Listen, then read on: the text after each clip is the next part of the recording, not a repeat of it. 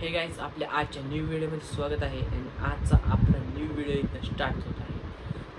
तुम्हाला जर कुठल्या कंट्रीमध्ये जायचा चान्स भेटला तर तुम्ही कुठल्या कंट्रीत जाईल? मला चान्स भेटला तर मी नक्कीच जापानला जाईल. जापान एक असं स्वच्छ देश आहे. जसं की आपल्या इंडियामध्ये कसं नदी-विधी खूप आहेत, पण त्याच्यात कसं कचरा, प्लास्टिकची बॉटल खूप आहेत. तिकडं तसं नाही आहे. तिकडं खूप क्लीन देश आहे. त्याच्यामध्ये कसं फिश पण हे म्हणजे चांगले. आणि मी एक ठिकाणी तिथं असं वाचलेलं आहे, तिथलं पाणी आपण पिऊ पण शकतो. तिथल्याबद्दल जरा आपण फॅक्ट्स आहेत काय ते आपण बघून घेऊया. चला मी तुम्हाला ते फॅक्ट्स दाखवतो कसं काय जापानचं काय नाही. दोस्तों आज फैक्टिफाइड में मैं आपको एक ऐसे देश की सैर कराने वाला हूँ जो 2021 में नहीं बल्कि 2050 में जी रहा है। इस देश के खान पान से लेकर लाइफस्टाइल तक, टेक्नोलॉजी से लेकर एटिकेट्स तक सब कुछ जरा हटके है। विजुअल देखकर आप समझ ही गए होंगे कि मैं जापान की बात कर रहा हूँ। दोस्तों जापान साइज में राजस्थान से कुछ ही बड़ा होगा, लेकिन इस छोटे से देश के कारनामों ने पूरी दुनिया को हिला रखा है। अगर आपके मन में भी कभी ये सवाल आए कि फ्यूचर में इंसानों की जिंदगी कैसी होगी, तो बस एक बार आप जापान विजिट कर लेना। आज की इस वीडियो में मैं बताऊंगा आपको जापान से जुड़े 12 ऐसे फैक्ट्स जिनके बारे में जानकर फॅक्ट्स आपको 12 फॅक्ट्स लगेगा आपण कि बघूया. आप अभी भी स्टोन एज में जी रहे हैं। तो चलिए शुरू करते हैं। Factified, facts on your face. Bullet train. दोस्तों आपने वो कहावत तो सुनी ही होगी कि टाइम इज मनी। अब इस कहावत को कोई फॉलो करता हो या नहीं, लेकिन जापान इसे बहुत सीरियसली लेता है। इसीलिए तो जापान का ट्रांसपोर्ट सिस्टम दुनिया के बेस्ट ट्रांसपोर्ट सिस्टम में से एक है। अगर आप जापान में हैं, तो आपको न तो घंटों बस का इंतजार करना पड़ेगा और न ही ट्रैवलिंग में आपका टाइम वेस्ट होगा, क्योंकि जापान के पास आपल्या बुलेट ट्रेन का इंडियामध्ये ऐसा बसला नेटवर्क है लय वेटिंग करावं 240 से लागतं, तसं तिकडं 320 नाहीये. किलोमीटर प्रति घंटे की रफ्तार से दौड़ती है। इसे यहाँ की लोकल भाषा में शिनकानसेन कहते हैं। जापान की ये ट्रेन हाईटेक फैसिलिटीज से लैस है। अब इस ट्रेन की सीटिंग को ही देख लीजिए। इन चेयर्स को आप आराम से मूव कर सकते हैं। ये ट्रेन जापान के दूसरे शहरों को इसकी राजधानी टोक्यो से जोड़ती है। और इस ट्रेन की सबसे बड़ी खासियत ये है कि ये कभी भी लेट नहीं होती। और दोस्तों आपको हैरानी होगी ये जानकर कि इतनी हाई स्पीड से चलने के बाद भी इस ट्रेन से कोई भी साउंड प्रोड्यूस नहीं होती।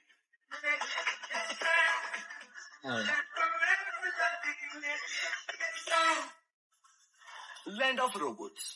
दोस्तों फ्यूचर पर बेस्ड फिल्मों में अक्सर आपने देखा होगा कि किस तरह आने वाले टाइम में रोबोट्स इंसानों की जगह होटल, रेस्टोरेंट्स और फैक्ट्रियों में काम करते नजर आएंगे। लेकिन जापान के लिए ये कोई फ्यूचर नहीं है, बल्कि प्रेजेंट है, क्योंकि जापान के ज्यादातर सेक्टर्स में अब रोबोट इंसानों की जगह काम करने लगे हैं। फिर चाहे किसी होटल में रिसेप्शनिस्ट के तौर पर हो या फिर रेस्टोरेंट में वेटर की नौकरी, आपको यहाँ हर जगह रोबोट्स नजर आएंगे। मेडिकल और स्पेस सेक्टर में भी रोबोट्स ने अब काम करना शुरू कर दिया है। कोविड-19 के दौरान जापान के हॉस्पिटल्स में पेशेंट्स की देखभाल के लिए रोबोट स्टाफ भी रखा गया था, जो मरीजों के रूटीन चेकअप से लेकर उनकी देखभाल सब करता था। यही नहीं, जापान स्पेस में भी अपने रोबोट्स भेज चुका है। साल 2013 में जापान ने अपना पहला रोबोट एस्ट्रोनॉट स्पेस में भेज दिया था, जिसका नाम किरोबो था। भूकंप के दौरान भी लोगों को ढूंढने और उनकी जान बचाने के लिए जापान में रोबोट्स का बहुत इस्तेमाल किया जाता है। No fat Japanese. दोस्तों क्या ये हैरानी की बात नहीं कि भारी भरकम सुमो रेसलर्स वाले इस देश के लोग बहुत ही स्लिम ट्रिम होते हैं। पर क्या आप जानते हैं कि इसका कारण क्या है? क्यों जापान के लोग इतने पतले होते हैं? तो इसकी वजह है जापान का खाना और खाने के नियम। दरअसल जापानी लोगों की डाइट वेस्टर्न डाइट से बिल्कुल अलग होती है। यहाँ के लोग तला भुना या फिर ऑयली खाना पसंद नहीं करते और न ही इनकी डाइट में कोई डेयरी प्रोडक्ट शामिल है। यही नहीं, चिकन, मटन और बीफ की जगह यहाँ सी फूड ज्यादा खाया जाता है, जिसमें प्रोटीन और ओमेगा 3 फैटी एसिड्स अच्छी मात्रा में होते हैं। जापानी सरकार ने तो अपने सरकारी कर्मचारियों के लिए कानून भी बना रखे हैं। जापान के मेटाबो लॉ के मुताबिक 40 साल से ज्यादा उम्र के पुरुषों की कब्र 33.5 इंच से ज्यादा और औरतों की 35.4 इंच से ज्यादा नहीं होनी चाहिए। और ये इसके यहाँ के सरकारी कर्मचारियों का मोटापा कंट्रोल में रखने के लिए रखा गया है। और दोस्तों, जापान से unique secret for a longer and happy life उनके लाइफस्टाइल में ही छिपा है। उनके इस वे ऑफ लिविंग को बारीकी से समझने के लिए आप सुन सकते हैं कुकू एफएम पर इकिगाई नाम की ये लाइफ ट्रांसफॉर्मिंग ऑडियो बुक, जो आपको मदद करेगी इन फिगरिंग आउट कि लाइफ को पॉजिटिवली कैसे जिया जाए। कुकू एफएम पर ऐसी और भी बहुत सी लाइफ चेंजिंग ऑडियो बुक्स और पॉडकास्ट हैं, जिनका प्रीमियम एक्सेस आपके 1 महीने के मोबाइल रिचार्ज से भी सस्ता है। और अगर आपके साथ कभी हुआ है कि आप किसी टॉयलेट में गए हो और उसकी हाईफाई टेक्नोलॉजी और क्लीनिंग को देखकर चौंक गए हो, अब हमारे देश में ये अभी होना तो मुश्किल है, लेकिन अगर आप जापान में हैं, तो यकीनन आपके साथ ऐसा हो सकता है। जापान जाने वाले टूरिस्ट यहाँ के टॉयलेट से काफी इम्प्रेस हो जाते हैं, और वो इसलिए क्योंकि जापान जैसे मॉडर्न टेक्नोलॉजी वाले टॉयलेट्स आपको किसी भी और देश में देखने को नहीं मिलते।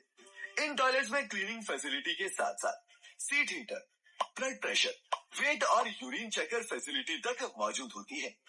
इसके अलावा जापानी महिलाएं काफी शर्मीली होती हैं, जो फ्लश साउंड को कवर करते हैं। इसीलिए वुमेन टॉयलेट्स में नॉइज डिवाइसेस लगे होते हैं, जो फ्लश साउंड्स को कवर करने का काम करते हैं। Automatic bicycle parking. दोस्तों, जापान में जितने लोग नहीं हैं, उससे कहीं ज्यादा साइकिल्स हैं, और एक एस्टिमेट के मुताबिक यहाँ 8 करोड़ से भी ज्यादा साइकिल्स हैं। 8 करोड़ अब से इतनी साइकिल्स हैं, तो उन्हें पार्क करने के लिए जगह भी तो चाहिए ना। इसका भी यहाँ बड़ा ही हाईटेक सॉल्यूशन है। ये है जापान की ऑटोमेटिक अंडरग्राउंड पार्किंग। यहाँ साइकिल पार्क करने के लिए लोग मैग्नेटिक कार्ड्स का इस्तेमाल करते हैं। कोड स्कैन होने के बाद ऑटोमेटिक लिफ्ट साइकिल को अपने आप पार्किंग एरिया में ले जाती है और उसे खाली स्पेस में पार्क कर देती है। साइकिल को रिट्रीव करना भी उतना ही आसान है जितना उसे जमा करना।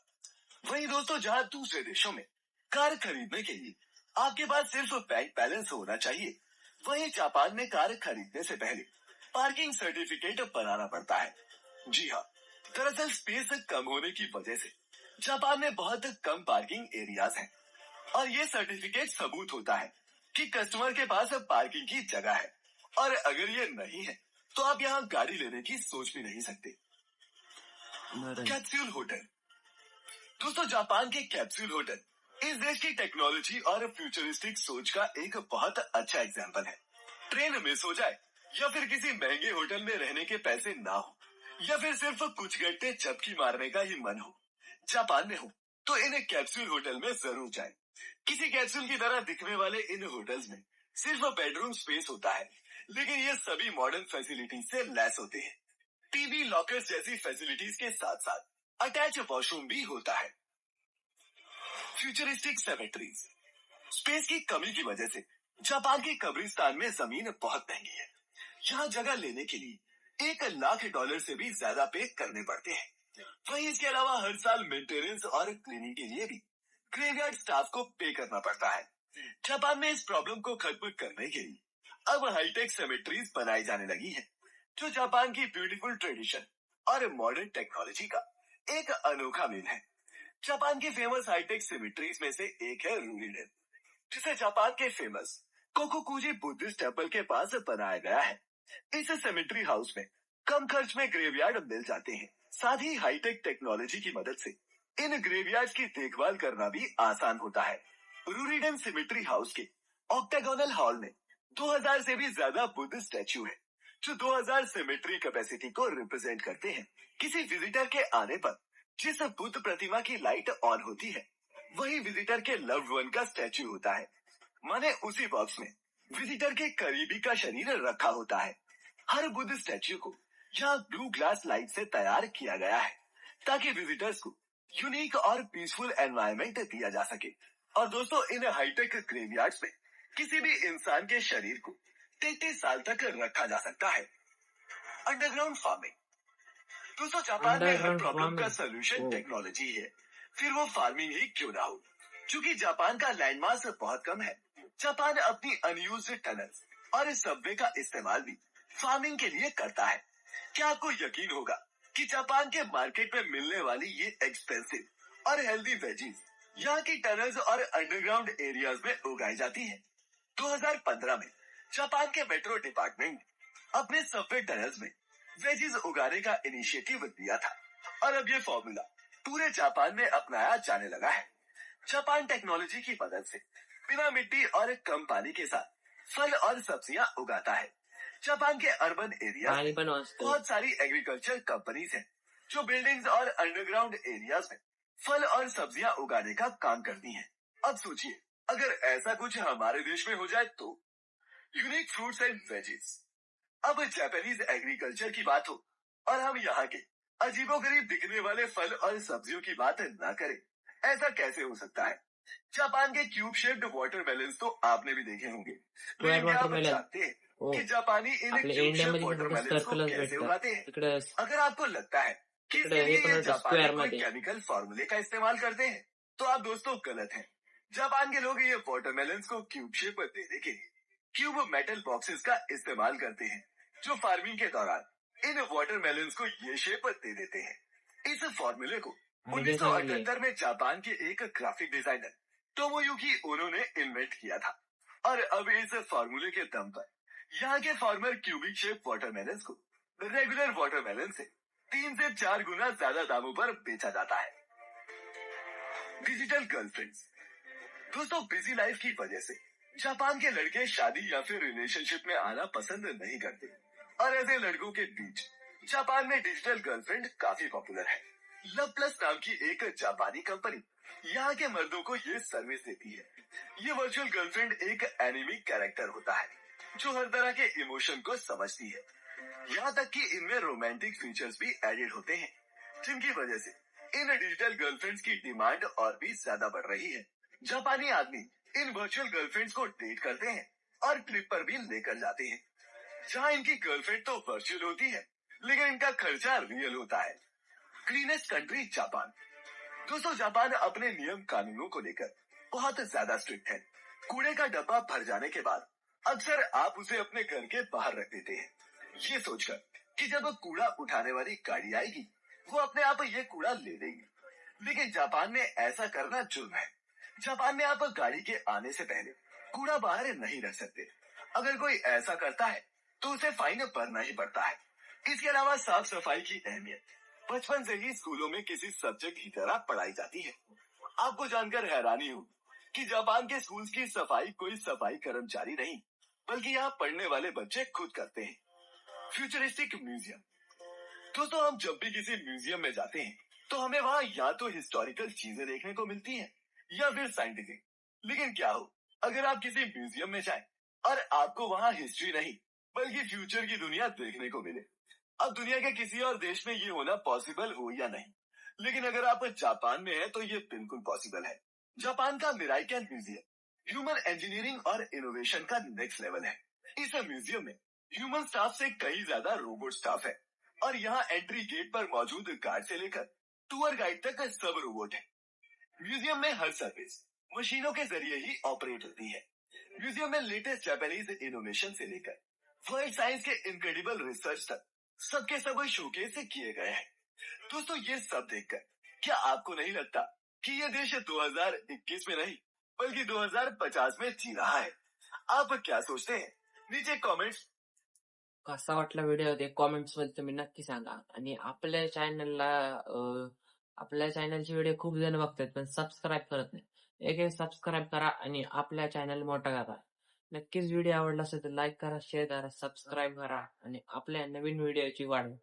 पुढचा व्हिडिओ लवकर टाकू. आत्ताच्याला एवढंच. थँक्यू.